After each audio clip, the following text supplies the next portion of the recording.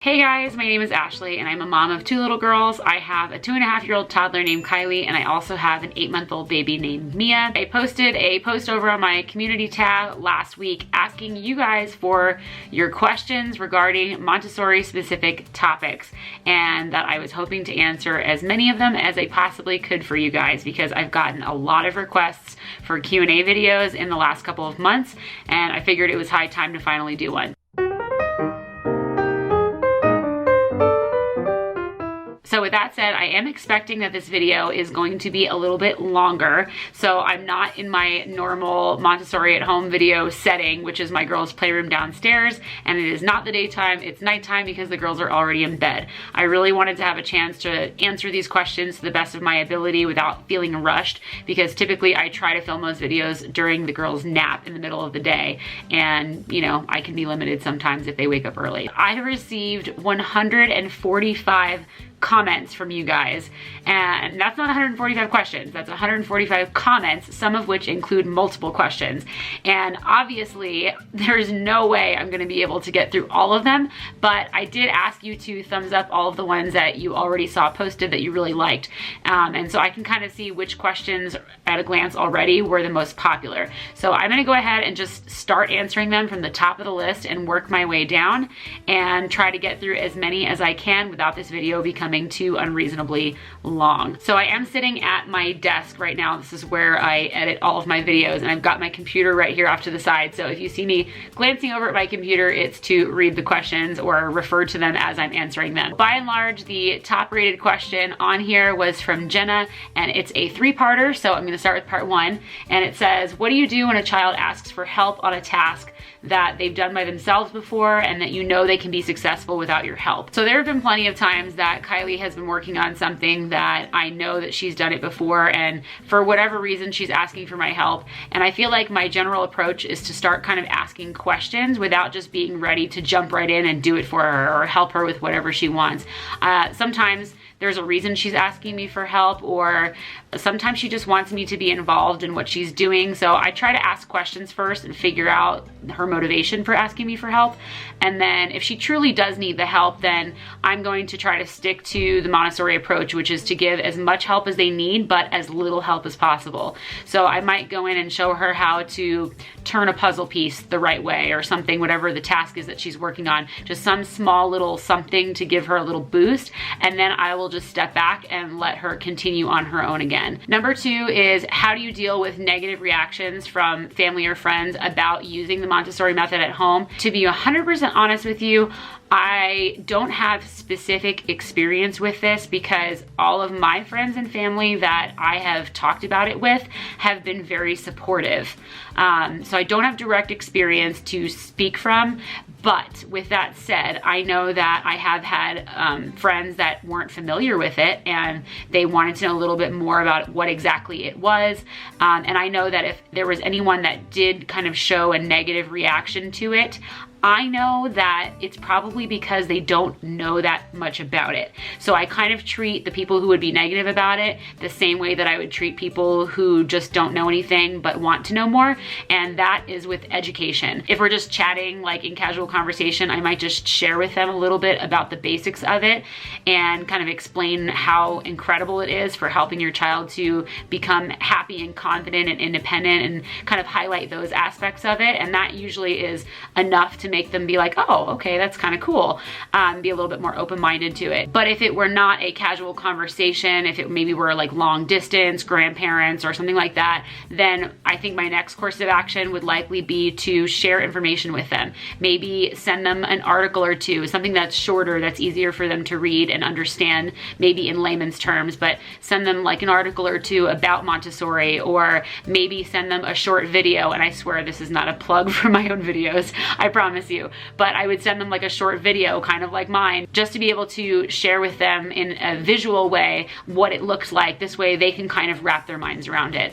And I find that once you educate people a little bit more, they do tend to be a little bit more open-minded. Again, the negativity usually stems from people who don't fully understand it, or who perhaps have heard things that are not correct about it in the past. So I kind of work to correct those misconceptions and then go forward from there. And the third part of her question question is, how do you handle overly helpful family and friends who, for example, want to like help their child put their shoes on or put their coat on without giving them an opportunity to do it by themselves? Honestly, there's no one specific answer to this. Obviously, you want your child to be as independent as possible and to be able to try things for themselves without an adult constantly intervening. But you do have to realize that a lot of the time, these people are just, they're well-intentioned. They're not trying to step on your toes. They're not trying to take away their independence. They don't have a malicious reason for why they're doing what they're doing. So it kind of depends on the situation. If it's already happening and your child doesn't really seem bothered by it, then I would just, personally, I would let it go. Just, you know, it's not a big deal. It's that one time. Your child knows what your routines are at your own house, and it's not like they're suddenly going to expect you to put their shoes on for them every single time just because grandma did it once. So you kind of have to be flexible and open-minded about that kind of thing. With that said though, if you do feel like it's becoming a habit, like if you're maybe living with other family members or you have, you know, some other people, caretakers that are with your child regularly, and you want to make sure that everybody's on the same page, then again, I revert to my answer from the last question.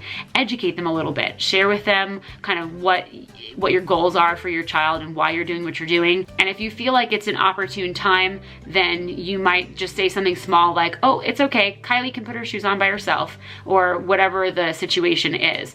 And again, you don't have to be mean or rude about it. You kind of just have to roll with the punches sometimes and feel out the situation. I feel like with Montessori, we're so totally consumed sometimes with making sure that it always goes like that, and we're afraid that if it doesn't, then it's gonna ruin everything. And that's typically not the case. Kids are very resilient and they are capable of learning that different rules apply in different places. So just because it happens one way in one place, like at daycare for instance, when they come home, it doesn't necessarily mean that they're gonna have forgotten everything. So try to like take that concern off of your plate. So the next question from Samantha was, what do you not like about the Montessori method? To be totally honest with you, and I'm not trying to be cliche, there really isn't a whole lot about it that I don't like, obviously, or else I wouldn't be doing it and making all these videos for you guys to share how passionate I am about it with you. But I will say that it definitely makes parenting and the decisions that I'm making for my children harder sometimes. It makes me have to think a little bit more about how I want to present something to my child, or how I'm setting up my home, or how I want to handle a discipline problem. There's a lot more thinking and effort involved on my part, as opposed to just taking the easy road out and doing what everyone else does and how the rest of us were raised. And really, it is a lot easier to react to everything as opposed to thoughtfully responding to everything. And that's what you're doing in Montessori, is you're observing and you're thoughtfully responding to everything in your child's environment to set it up for them so that they can be independent and successful from as early an age as possible and feel good about themselves. So yeah, I think that's basically it. Just the fact that it makes my job as a mom just a little bit harder than the traditional method of parenting, I guess. I don't really know how else to word that. So the next question from JC is, how did you get your husband on board with Montessori at home? Was he always on board with it? She wants to know because they're about to have a baby and they need all the information they can get about that. So they want to know how I got you on board with Montessori and if you were always on board with it. I feel like I can kind of answer the first part of it. I just kind of, like, I started learning about it and I was so excited about it. I started sharing it with him and I was like, oh my gosh, there's this thing I'm reading about and it's so cool. And that's how I like introduced it to him, I guess. I always liked the idea of, you know, independence, and I almost feel like to some degree that my parents had a lot of the same types of philosophies as what Montessori has, except I didn't realize that that's what it was. Yeah, his parents probably had no clue that there was a name for what they were doing. I agree. Yeah, and so yeah. I think I was raised in a, you know, in a household that obviously not 100% Montessori by any means, but a lot of the underlying principles, you know, were kind of things that my parents really that's so true. I never thought about that. Tried to, you know, instill in my sister and I. And so basically when you started explaining this stuff to me, it made sense, because I was like, that seems kind of obvious to me. I don't know. It just seemed like a normal way of doing things to me, and maybe that's because of my upbringing. And so I guess as a result of that, I was just always just on board with it, because there wasn't anything about it that I just thought was weird or like that I disagreed with. Okay. Sorry to interrupt your work. Thank you. And her other question was, what do Christmas and birthdays look like in a Montessori home, at least for us? Like, do we have a set amount of presents? Do we send out lists to family members? What we do is not really like specifically Montessori by any means, I guess. Like, there's actually like a Montessori style birthday celebration that involves like lighting a candle and walking around a line around it to symbolize the movement of the earth around the sun for a year. Like, I don't do any of that stuff, although I'm sure perhaps she might do that at her Montessori preschool when she goes next year. That might be part of it. But at home, I mean, we very much have a very traditional birthday, holidays, things like that. But I do limit gifts, like the number of gifts and things like that. Like we put a budget on it this year. We said, okay, we're gonna spend X number of dollars on Kylie, X number of dollars on Mia. And then I have like an ongoing wish list throughout the year for myself so that I don't forget things that I know are upcoming that I want to eventually procure for the kids. So I have a wish list in existence year round. When family members or anyone like asks me specifically, like, hey, what do you know, is there anything that Kylie's interested in? Then sometimes, depending on who it is, I'll send them to the wish list. I'll just share the link with them and say, you know, here's my wish list. Feel free to pick and choose what you want off of it. But otherwise, if I don't feel comfortable like sending them a wish list, then sometimes I will ask for, like, for her first birthday, we did a themed gift for Kylie. We told everybody just bring books. And I was like, I don't even care what kind of books they are. Just bring books to kind of build her library because she was only one.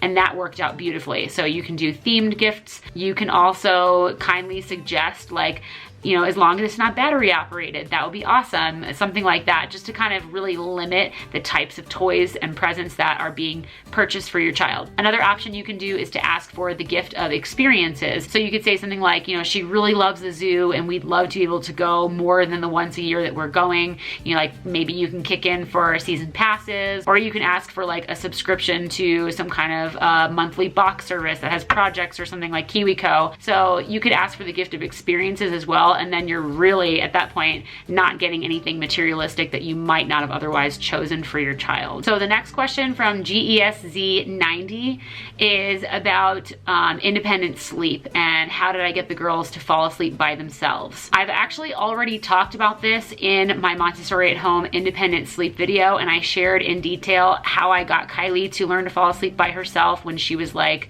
I think 13 or 14 months old. So if you're interested in watching that, then I will put a link down in the description box below for you guys to check out that video.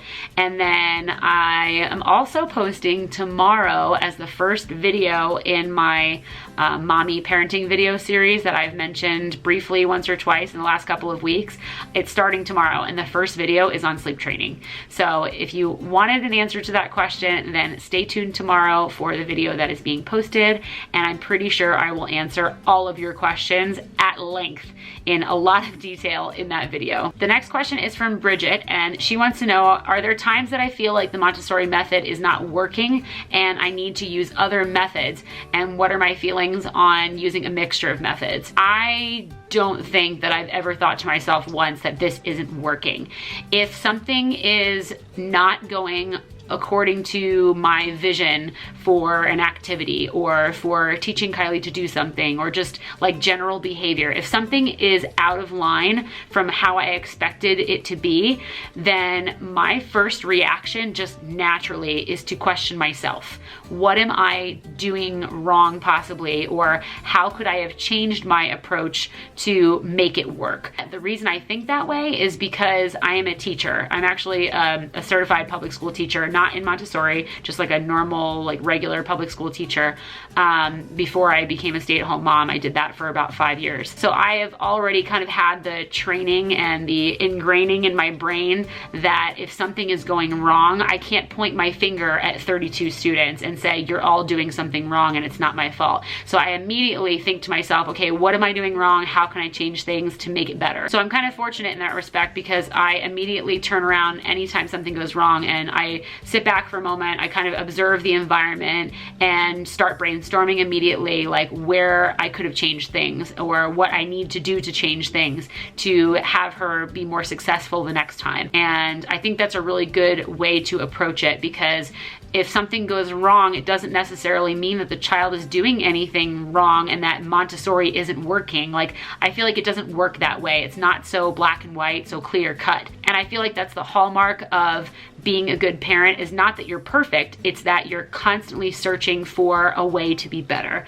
that you're constantly searching for how you can help your child and guide them to be successful, because you are the adult, they are the child. Your job is to teach them and to guide them and help them learn how to be a human, for lack of a better phrase. So I feel like the onus is kind of on us as adults to take that role. And I can't just chalk it up to the method and say, oh, well, the method it must not be working. Like, I feel like that's kind of a cop-out. So in sum, I feel 100% with every fiber of my being that using Montessori at home with my children is the perfect parenting style for our family. And I have never once doubted it. Okay, so the next question from Ronelia is, what other Montessori YouTubers do I watch? And what are my favorite Montessori Instagram pages? I don't think I can remember them all off the top of my head. So I'm gonna cheat. I'm gonna look at the computer real quick and on my phone, and I'm gonna give you guys a list of names. Okay, so I'm not subscribed to too many Montessori YouTube channels because there aren't a ton of them out there, as I'm sure you guys are aware. But the ones that I am subscribed to, that I do watch all of their videos, and they are wonderful resources for more information, are, not in any particular order, just as they are on my list on my phone here. The Montessori Show, it's like a video podcast that's run by Jean-Marie Paynel and Simone Davis, the author of The Montessori Toddler. They do a once-a-month podcast covering a whole slew of topics related to Montessori at home, and it's wonderful. I've watched every single one of them, and it's where I've learned a lot of my information. Another one that I think is absolutely wonderful is by Gemma over at The Hidden Gem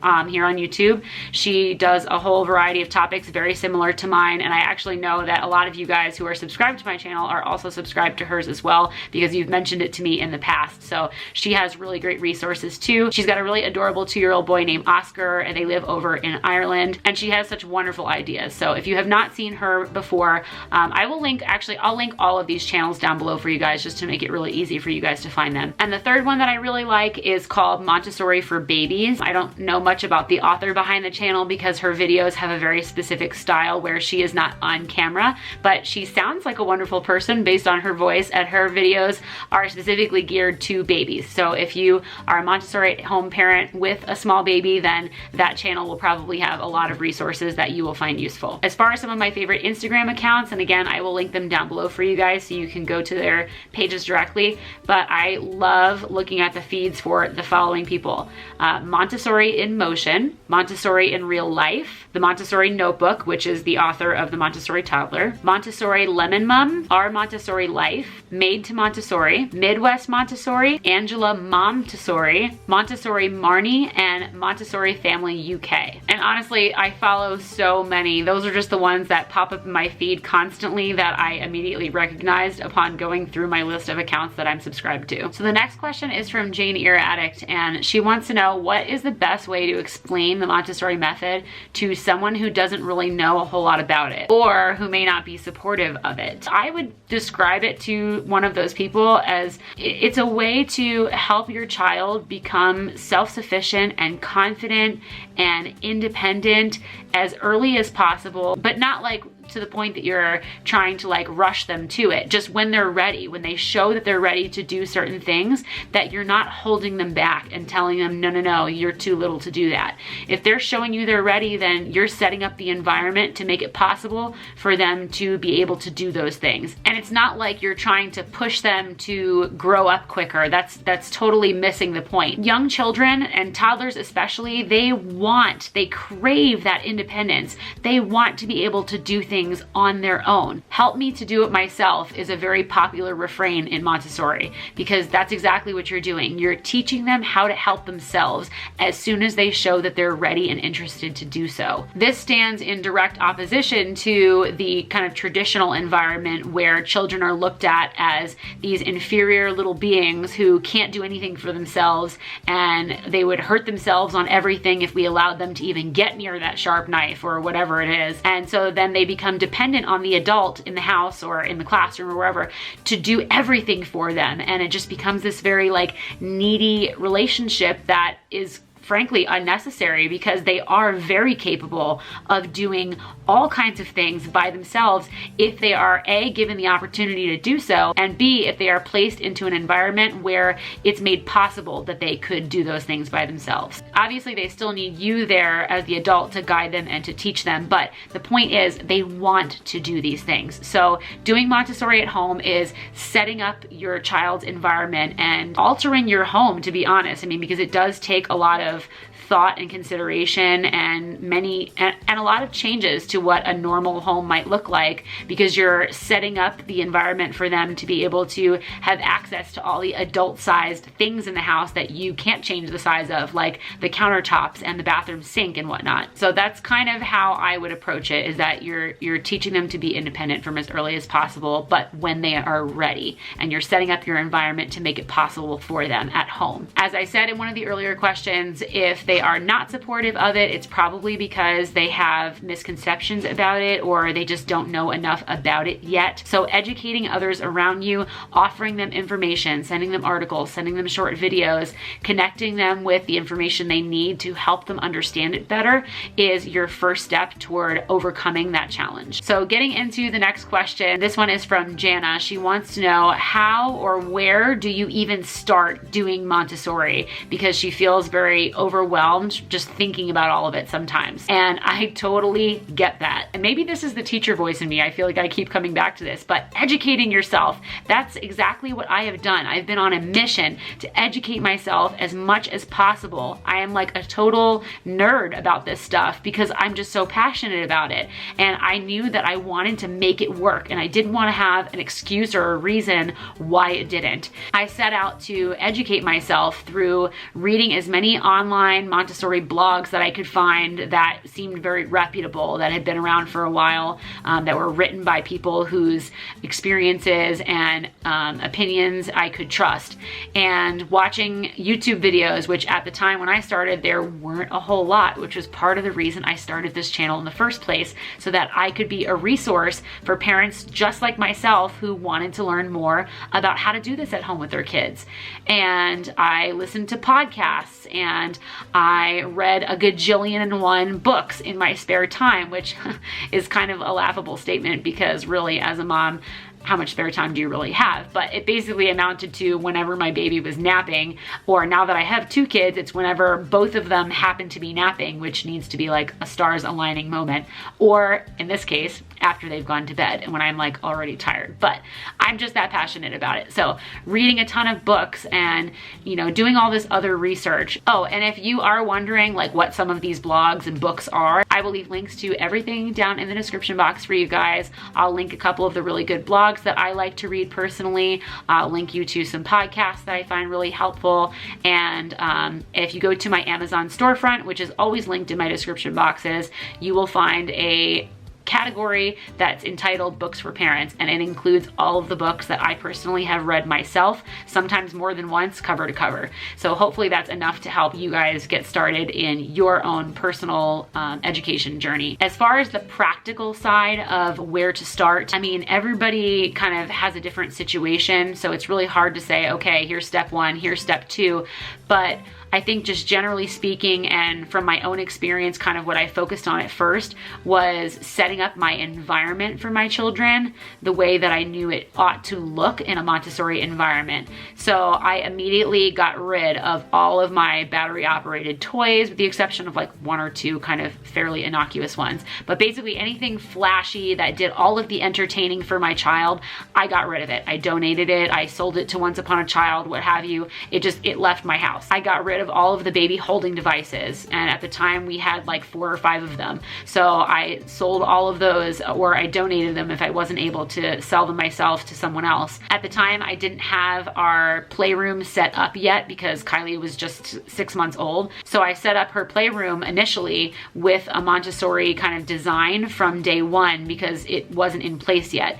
But if you already have a playroom and you're wanting to change it, then basically all you really need to look at is taking out 95% of your toys and putting them away in storage for later rotation, choosing just maybe 8 or 10 of your child's absolute favorites and putting them out on low open shelving that your child can easily access, and displaying them in a very attractive way on trays or in little baskets, making it almost like an invitation to your child to come play with that toy or come participate in that activity that you've set up for them, as opposed to just having one giant toy box that they have to dig through and rip things out and make a giant mess all over the floor just to find what they're looking for. That's not a very good way to fully engage your child in the toys that they do have. And it creates this just general sense of chaos and disinterest in 99% of the things that they own. So if you can thoughtfully display their toys or their activities in a way that makes it look kind of just simple and aesthetically pleasing, and it's easy for them to find things because things are very clearly delineated and kind of spaced apart very neatly on the shelves, then you will find that it's a lot easier for your child to then select the toys that they want, to find what they're looking for, and to engage with those toys for much longer periods of time. So that's kind of where I started because my child was a baby. If you do have older children and you're looking at how to incorporate them into practical life skills as well, I would argue that that's the place to start if you have older kids. Like, don't even worry about the environment yet. The first thing that you can do, that you can start doing tomorrow, no materials required, is to start with practical life. So invite them to help you with the dishes in whatever capacity that they can, depending on their age. Have them help you unload the dishwasher or pull the silverware holder thing out of your drawer, wherever you keep it, and have them help you sort the spoons and the forks. Have them help you with laundry. They can match up socks for you. They can sort clothes by color. They can help you put things into the washer or pull things that are dry out of the dryer into the laundry basket. They can help you prep food for snacks or for dinner. Little kids are very good at scrubbing vegetables. I mean, they're not really that good at it, but it's something that they can do that makes them feel like they've contributed and it's safe. So give them some potatoes and a little scrubber and a bowl of water and let them have at it. Kylie, my toddler, loves peeling onions. So anytime you have an onion to peel for dinner, ask them for their help. Hey, can you peel this onion for me? And I guarantee you they are going to be more than happy to help you with it. Once they get a little bit older, you can start teaching them how to use a knife. And it doesn't have to be a big sharp knife. That's dangerous. Let's just be honest here. But like a small butter knife, something that is a little bit more sized for their hands. They can practice slicing soft things at first, like bananas or avocados. And as their knife skills get a little bit better, you can start showing them really how to like hold the handle of a knife better. And they can actually start to slice little strips of bell pepper or, you know, whatever vegetables you're preparing for dinner that night. Or you can get one of the little crinkle cutters and have them use the crinkle cutter. Those are really easy for kids to use. I feel like I'm babbling now, but there's just literally 1,000 things that you could involve your child in. You just have to invite them to do so. A lot of times, and in a traditional household, kids are told to go play while mom or dad cooks dinner because they feel like the child brings nothing to the table, no pun intended. And that's so not true. It couldn't be further from the truth. There's so many things that they can do to help you. And every time your child is involved in something that is looked at as an important task in your family's daily life, they feel valued. They feel like they're contributing, like they're somebody important. They're not just this little thing that has been told to run along while the big people do all the important stuff. So that's something that you can do right away. You don't need materials for it. You don't need anything special. You can just have them help you. And the one thing that I will say about that is that you have to know going into it that whatever task you're asking them to help you with is going to take longer, and it's going to be a little bit messier. And yes, it will be easier if you just did it yourself, but that's not the point. The point is the process. For your child, they don't care that you get the carrot chopped for dinner. Honestly, that's not even the point of it for them. It's about the process, that they are doing something hands-on with you. They're spending quality time with you. They're learning how to use a crinkle cutter or a regular knife, or they're scrubbing a vegetable. They are like living in the moment. They're all about the process, and that's the exciting part for them. So you have to remember that and try not to rush them along or try to take over because you feel like they're doing it wrong. That's kind of missing the point if that's where you find yourself. So if you do happen to do that, then try to bite your tongue, take a step back, let them have control over the task that you've given them, even if they're making mistakes, and thank them for helping you when they're done. All right, so I think I really only have time because I've talked so much already. I knew this was gonna happen. I'm gonna do 3 more questions, and then I think I'm gonna save the other questions for next week's part 2 video and get into more of those at that time. So let's go ahead and answer the last 3. The first one is from Hannah, and she wants to know, are there standards in Montessori? Like, I'm guessing she's meaning as part of a curriculum that Montessori students need to meet when they're in school. And the answer is yes, there are standards. A lot of the times Montessori schools are governed by all the same rules that a traditional public school is governed by. So there are state standards that they have to meet and be able to do in order to pass the child on to the next grade level, if you will, even though it's not really set up like that in a real Montessori school. The reason she asked that is because her dad, and I'm reading this, is an elementary school principal, and they had a 4th grade student transfer from a Montessori school who didn't really know how to read. And so now, being in a public school, he's super behind. Is there ever such a thing as behind in Montessori? There is such a thing as behind, because obviously students need to master certain skills before they can move on to from primary to the secondary grade levels. They need to be able to do certain things, or else they're not going to be able to accomplish those tasks at the next level, kind of like this kid that you were talking about. But in the same token, teachers in a Montessori school are trained to help each student at their level, to provide them with just the right amount of challenge and to help them master the activities that the child needs to master in a specific sequence, but at their own pace. And it really doesn't make sense to hurry the child along to move on to the next activity or the next level of the activity if they haven't mastered the one before it, because they're not going to be successful. So every child does work at their own pace in a Montessori classroom. So therefore, no one can really get behind, I would say, because everybody's kind of doing their own thing, for lack of a better phrase. But I would say that by the end of the year, there are certain benchmarks that Montessori teachers and schools are expecting students to have mastered at that point. And it's the responsibility of the Montessori guide in that classroom to ensure that those students are meeting those benchmarks before they are passed on to the next year's grade level. So if a child leaves a Montessori school not being able to do something that he should be able to do, then it could be that the Montessori school he came from wasn't truly a Montessori school. Not all Montessori schools are created equal, because the name Montessori was never copyrighted. So any school can call themselves a Montessori school and actually do nothing that's Montessori, sadly enough. So it's possible that whatever school this child came from was not technically like a real Montessori school, because if it truly is a high quality Montessori school, then I feel confident in saying that the education they should be receiving there would be second to none. It should be one of the best educations that they could receive.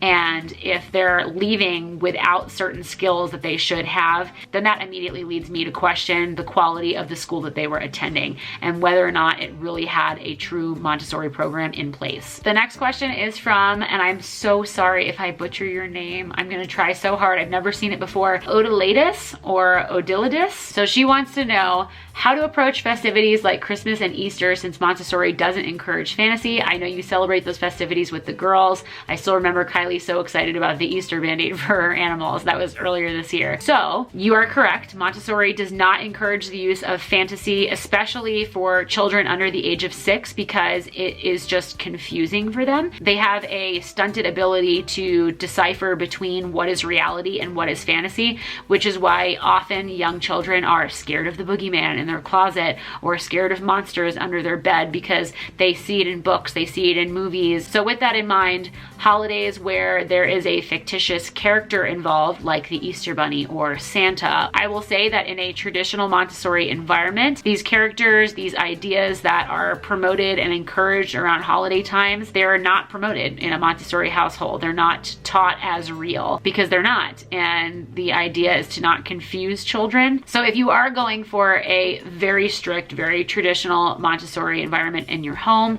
then yeah, you would want to stray away from telling your child that there's a Santa Claus and just simply either not focus on presents at all and maybe focus on different aspects of the holiday, or if you do incorporate gift giving into your holiday festivities at your house, that you do so truthfully and explain where the gifts are actually coming from. Same thing with the Easter Bunny or with the Tooth Fairy and things like that. But I will say that I have had several people mention this, and I kind of agree with this, and this is just my personal take and my personal opinion.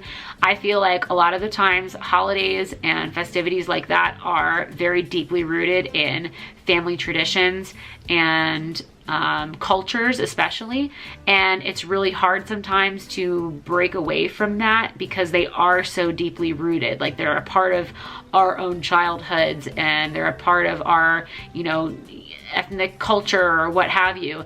And you might have family members who are strictly opposed to doing it any other way. So it might be hard. This might be an area in doing Montessori at home that you might find more difficult to do in a traditional way. It's a very unique personal decision that's entirely, you know, up to you and your family and how you want to handle things. If you choose to do it the traditional Montessori way and not include Santa or the Easter Bunny or anything like that, then great. But I feel personally, and again, this is just my personal opinion, I feel like if it is part of your family's culture and traditions, or maybe these were traditions that you were always excited to introduce to your child before you became a parent, and now that you are, you still want to do them, I don't see anything wrong with that. That's personally what we do. And I'm not trying to make an excuse for it because I do it.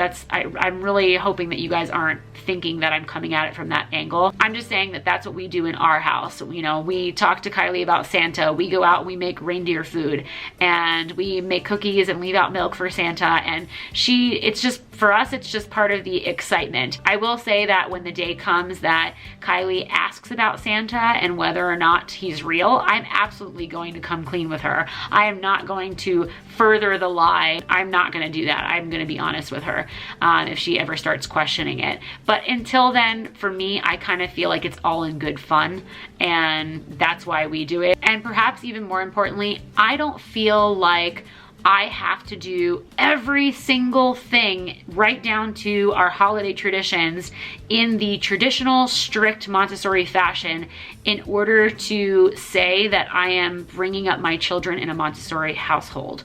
I don't feel like that. Every other aspect of my child's or my children, my girls' lives is Montessori. I mean, down to their bathroom, their playroom, how they're involved in every single little daily activity that we do together throughout the day. The fact that I make a point of it to make sure that they have time to get messy and explore and get dirty outdoors and just be kids, as opposed to spending every single waking moment of their day playing video games. I don't know. I really don't stress over it. It's not a big deal to me. And the last question that I will be addressing in this week's video is from, I think it's Mayani, but she wants to know, does Montessori have some approach to screens and video games? And I have talked about this in other videos, so just briefly to answer that, the Montessori approach to screens and video games is none at home, at least until they're older and they need to be using screens for learning purposes, but definitely not for babies or toddlers or even preschoolers for that matter. Zero screen time is the official Montessori approach. So with that said, if you do choose to implement screen time at all, our family does allow a limited amount of screen time for Kylie. Mia will not be allowed to watch screens or use screens or anything in our home until she's almost 2 years old. That's how long I waited with Kylie also. Honestly, it's for the better because before the age of 2, they're not really gaining any educational benefit from anything that they're doing on a screen anyway. If you do choose to have screen time, the general recommendation is that the screen time is limited. And the reason for that is you don't want your child to spend every last waking moment of their day on a screen when they could be doing something more active that's stimulating their mind, that's encouraging gross motor development and things like that. You don't want screens replacing that important time for development that young children really need in order to be healthy and grow properly. You also don't want it taking the place of quality time with you as the parent and building those really important relationships with your children. So that's kind of the reasoning behind it, aside from the lack of educational benefits for very young babies and children. I will say the one exception, I think from a Montessori perspective to screen time for babies and young children would be like FaceTime or some kind of like video chatting with family members who may perhaps live far away, or if they have a parent who's in the military that's not currently home right now. Like if that's their only opportunity to interact with those family members, then I feel like that's kind of generally accepted, like as a blanket statement that that's okay. But other than that, the other things that I just mentioned are kind of the general approach to screens and video games. Holy smokes, I am really scared to edit this video, if I'm being honest with you guys. I don't know how long it's going to be, and I'm hoping it's not too incredibly long because I know that you guys don't like watching super long videos, and I know that I don't like watching super long videos, but I also wanted to get to as many questions as I possibly could in one video. So that is where I'm gonna stop then for today, and I'm not gonna chew your ear off anymore. If you liked today's video, then please be sure to give it a big thumbs up. And if you are new to my channel and this just so happens to be the first video that you're watching, then this might be a really awkward first video, but you should know that this video is actually part of a much larger series called Montessori at Home, which is aimed at providing practical tips and advice for busy parents like you and I for implementing Montessori philosophies at home with your children. So if that sounds like something that you're interested in learning more about, then you might consider subscribing to my channel because I do upload a new video to the Montessori at Home series every single week. Thanks so much for watching today, and I will see you next week. Bye.